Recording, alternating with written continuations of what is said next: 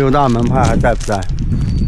告诉你，六大门派在的啊！六大门派，这个地方呢叫做歌船间。歌船间这3个字很难理解啊，我也不知道什么意思。看到没有？户外武林总坛，这个不是胡编乱造啊，因为在这个地方呢，曾经是明教活动的地方啊。据说呢，这里还有个明教当年留下的屯兵村，这个村子现在已经没有什么人了，就剩10来个了。但是据说明教的后人还住在里面。明教的光明顶呢，就是建在海拔1400多米的山顶上。今年6大门派攻打光明顶的时候啊，从这里要徒步5个多小时上去。古代是没有补给站的啊，我怀疑他们到了山下，终究是没有攻下光明顶，原因呢就是饿死在半路了。或者是累死在半路。几年前这里还在收门票啊！你想来这里，你还得交钱了，还有导游，看到没有？你看这里写的啊，因为3次明教农民起义，陈硕真、方腊、朱元璋发生地而成为浙西明教的武林总坛，最后被朱元璋封山。这是写了700多年，为什么要写700多年呢？所以啊，这里是有依据的，这才是真正的光明顶啊，其他地方都是胡扯。因为明教是波斯教啊，所以呢，这里还有圣火令啊。这个光明顶啊，是在海拔1481米的山顶上，我们现在还是几百米，走得很累。你看看这里的水很有灵性啊。非常清啊，这水都可以做饭了。哇，你看这风景好不好？真是这水不知道为什么会如此之清啊！哇，好漂亮！真是想来一趟多看一眼。不过我告诉你啊，就这个山路走的我下车已经吐了半个多小时了。整个是沿着这个山路啊，一直盘旋下来，这个路非常的难走。别看挺宽啊，晕头转向的。这当时不知道为什么要选在这么个地方啊，但是这个地方呢非常的有灵气啊，具有6甲48档一说，并且呢这里有10个天然的石门，说是通过石门9关才可以达到光明顶。这以前的每个门啊全部有守卫的啊，并不是你想来就来的。10道石门你真是过也过不去，可能这些6大门派所剩无几了。我们现在到达的是第一洞啊，紫薇洞天，上面写的10门9不锁，其实这是个秘密啊，天门夜不关。这个洞走过来是非常的高啊，可能后来怕人们上面掉落东西，所以呢把这个用水泥糊住了，加固了。看你写的什么，10门牌10里9开一锁，层层叠叠10岩岩。这面呢，这是云游耸千层，三山两水隐隐绰绰，云簇簇，挺押韵啊。据说当年朱元璋呢，就凭着这一句谚语啊，10门9不关，天门夜不锁；10门9不锁，天门夜不关。啊，这句成语啊，找到了这里的宝藏。其实朱元璋依靠的就是明教啊。当年的明教呢，因为有个小明王，小明王叫韩林啊，据说是明王转世，所以呢才有了这么个传说。朱元璋的大明江山为什么叫明教呢？我觉得跟这个有一定道理啊。这里山川河流真是十分的秀美啊，从这里就可以看得清楚啊。这6甲呢，就指的是6甲山脉啊，看到没有？这里是一个环形地形啊，自天然的屏障。然后呢，也象征着明教里的6道轮回啊，就这么个意思。我们来到这里啊，又往前推进了3公里。这里的以前也有检票处了，应该是从一条小路过去，不知道能不能走对。但是我看到这里写的大光明顶，这谁了？都涂了这么个，这是明教吗？这是日月神教，来到了东方不败的地方了。临兵斗者皆列阵在前，就是从这个小路出发啊。好了，那个紫薇洞跟这个没有关系啊，这里写着了朝天门地锁门，天门地锁。哇，要走到那个情人庙福泉山那里，要达到光明顶是很远的啊，一般是达不到的，起码要5个小时。现在从这里开始挑战啊，我不知道能不能走对，这一路也没看到路标，这其实挺难走的，这个路全是乡间的小路。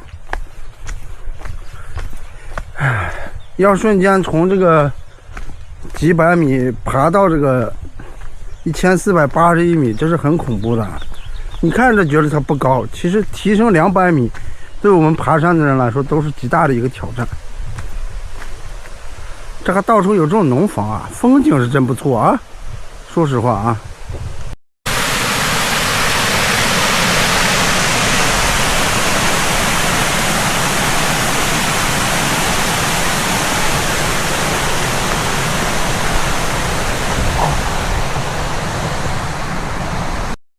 他们当年设计的目标是什么呢？这个48档啊，其实就是明教的这个基层啊。48档，我们走到前面第6关，第6个天门口，发现那里有一个什么呢？有一个最大的村子，相当于它是屯兵的州府，现在已经成了无人村，被称为幽灵村了。但是还有几处十来个人住，好像。用了不到2分钟到达第一个凉亭啊，第一个关隘没到。当时人家这个明教啊，建制其实就是帝王建制啊，5府6谁的雪碧了？我看看能不能喝了，太浪费了，还有半瓶就扔在这里了啊！5府6部的帝王建制，其实当时方腊呢就是明教教主啊。哎呀，继续往前走吧。这不知道要走多久，因为这周边一个人都没有。这真是大山中的大山啊！据说啊，这里面总共有就我们说的48个党，其实是48个军部啊。至今保留着一个什么习俗呢？拜日月不拜佛像，而且吃素。进口厅，这是明教的人休息的地方吗？也有可能是6大门派的人休息的地方。那挺干净啊。看来我走对了，应该。哇，第一关如此轻松的到达了，这应该是叫做朝天门。看看啊，确实是，看看朝天门。当时呢，他们的口号是什么呢？6甲护光明啊，48党守天门，就是这么来的。守山门还是天门都行，那主要是为什么呢？后来就，这个地方没落了呢。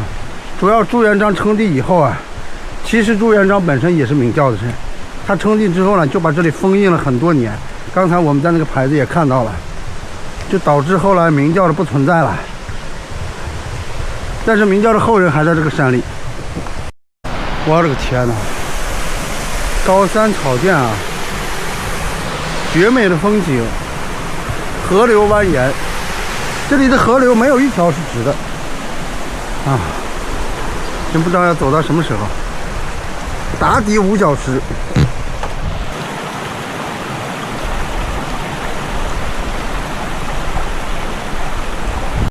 我去，这个板真是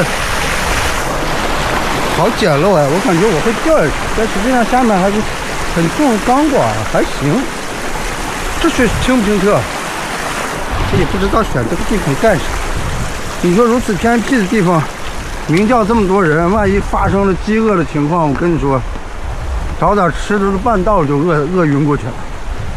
因为什么了？因为血糖低。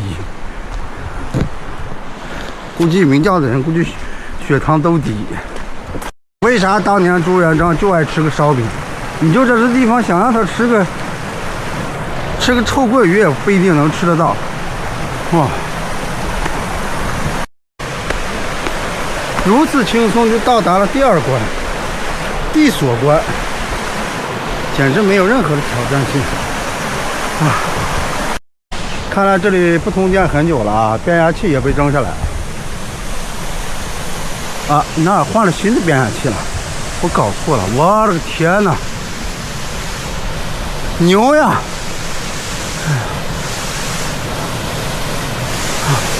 好漂亮呀！个房子像是一个泄水的房子，我估计当年这个张无忌就来这里练这个九阳神功是最好的地方了，都不用到这个什么后山里去，可能他就掉在了这个地方。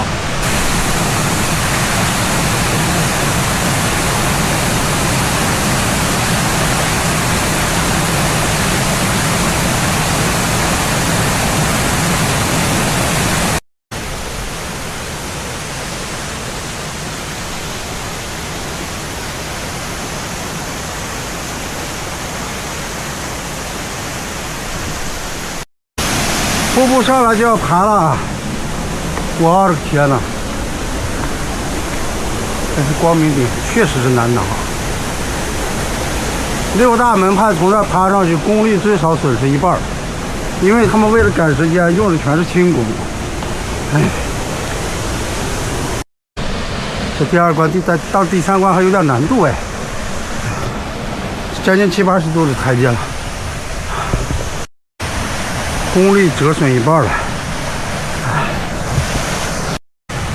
像五花肉一样的岩石。我去，这里风大！原来这个瀑布是从这里流下来的。下去看看。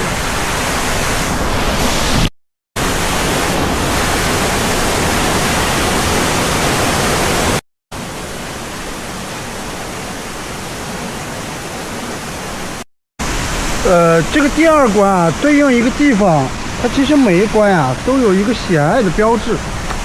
像这一关呢，据说对应的是一个9天狮子，第二关啊就是地锁关。但是我看着狮子头挺明显，但是看起来更像这个9天蟾蜍，太小了，口小身大，像不像蟾蜍嘞？我去，我感觉像要走到坑底了，看这里有点危险啊，小心打滑。哇天哪，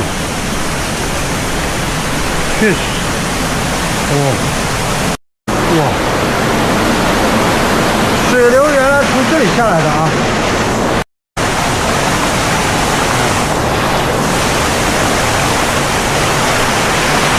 这是一道桥，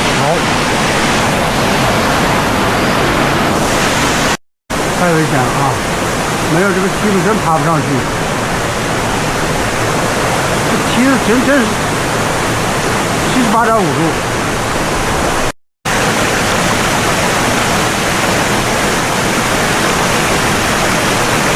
上啊！过程就不拍了，太累了这个。这个掉下去就是万丈深渊了，这明教的地方显得深。哇！上来以后的水是真叫个清澈啊！我的天哪，真是世外桃源！哇，有人放羊嘞！这里放的不会是天马吧？哇，白山羊啊，看起来他们都不怕人。你看，像天马吗？咩！哇，还有小羊羔哎！哎呀！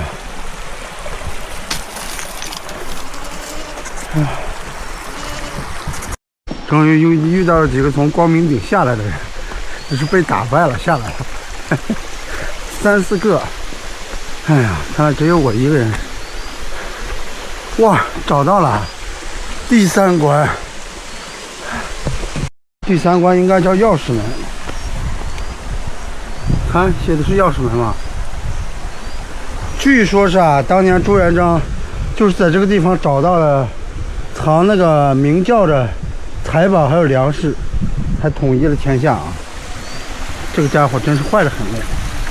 拿到了以后就把明教给封掉了，封禅700年，封禅700年我觉得不大可能，因为毕竟他的明王朝也没有700年，这封禅几百年就不知道了。总之是明教的总舵被毁了，后来一路看见60-70个瀑布，这一段比较难爬，在最上面。但是奇怪的是，这里连一条鱼都没有。要不古人说了，水至清则无鱼，太有道理了。真是危险！薄薄的石漆，看见没有？掉下来就粉身碎骨。但凡这铁链子质量不大好点，偷工减料就废掉了。太好体力了。还有这映山红很漂亮，快凋谢了。这应该没有爬坡路了啊。没有看到第4关，直接来到了第5关。第5关排放门，据说这里有水月观音，也没有找到啊。这里就是溪水这个瀑布的发源地啊，风很大这里，但是看这个情况还要往上爬。哇，下面有好多镜子，看来有几米深，都看得非常清楚。哦，那里有水闸了，把这个水拦住了。实际上介绍的跟这个上面有些偏差啊，这上面写的是五虎上将门，看见没？实际上叫做牌坊门，大队。从这儿一直上去，应该就是晋兴门了，也就是他们这儿最大的屯兵营。当年的赵太村，赵太村叫赵太府啊，应该。哇，说实话，这徽派真的是好美，就这个该死的太阳一出来，真是热的要死。这应该是第6关了，实际上地图上标志的是晋兴门啊。这里面据说有个晋兴亭，前面就是赵太村了。我已经看到了，我已经打破了世界上的最慢到达第6关的记录，用时2个多小时。赵太村这个名字很奇怪啊，据说这里有一个非常大的赵家树，而且这里有个椅子，太师椅啊，不是这里有，它是这个山像太师椅啊，看看确实像啊，所以叫赵太村。古代人的思想就是如此的简单，合并，这叫合并理解。这补给站在哪里呢？哇，这墓就在马路边了，就是挺吓人啊。听说这里有个补给站，不知道哪个孙子说了，少备点东西。补给站很多，我到现在没看到。这里的房子你看都塌掉了，但是咱们必须要穿过这里啊，穿过这里。哎，最好是先找个补给站吧，真的要渴死了。看到这个搁船间了，我真怀疑这个补给站是不是也因为来的人少倒闭了。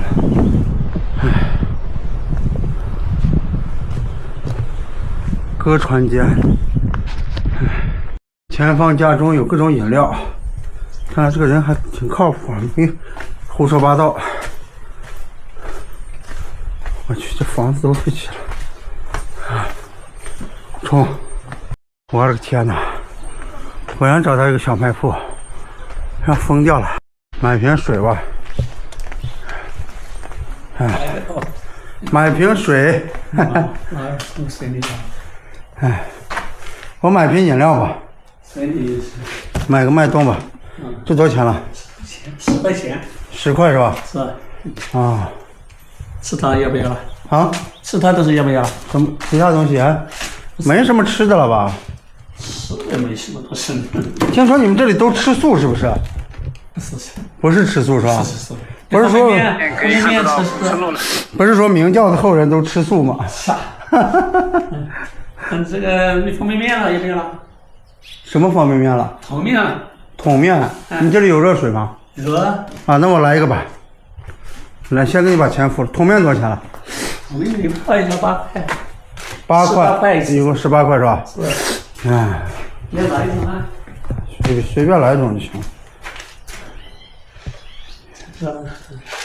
对。你吃这个好，水这个地方。没网。网可以的。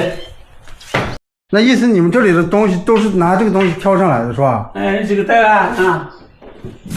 这每次挑走多长时间？挑上来那不一定，你是轻快的，你是大就是。我走了2个多小时。我挑一般也1个多小时，2个小时。也要最少1个多小时啊！是。太累了，我觉得这个方便面不贵。8块钱是真不贵，因为你挑着太远这个路程。哎呀，我的天，我这浑身是汗了，你看湿透了衣服。是吃你的，是吃你的，真难受这个地方。这里还离那个光明顶还有多远？光明顶还7公里半嘞，还有7公里。7公里半哎。哎呀，我的天哪，要多久嘞？在2、3个小时啊。2、3个小时啊？起码快点。那我找那个福泉山村，走到福泉山村几里5里。福泉都要5里啊？1个小时能到吗？再上光明顶，那不是1个小时到了是吧？身体进去比那外面好走一点点，快。反正上山是2小时。上山好爬难爬了。2小时是吧？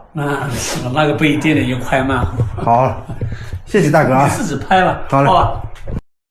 吃饱喝足，小卖铺这个亭子吸引了我啊。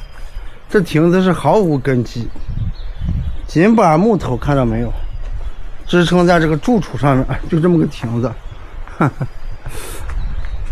工艺真好。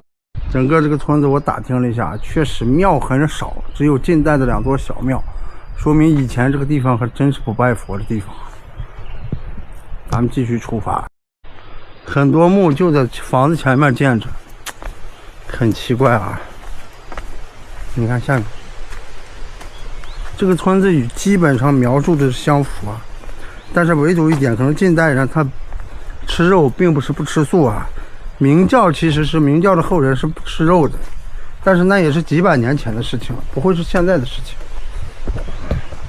这里还有小学啊，但不是这个，这是个1000人大村啊，现在没什么人了，就剩10来个。据说前面的路很好走了啊。这水一路都是落差很大，所以流到下面形成了大瀑布。看看，据说这是村里唯一的小庙。神像嘞？神像没有了啊，全看到没有？奇怪啊！像那个北欧的风光啊，真是美啊！就是这家房子与人家北欧是不太匹配的。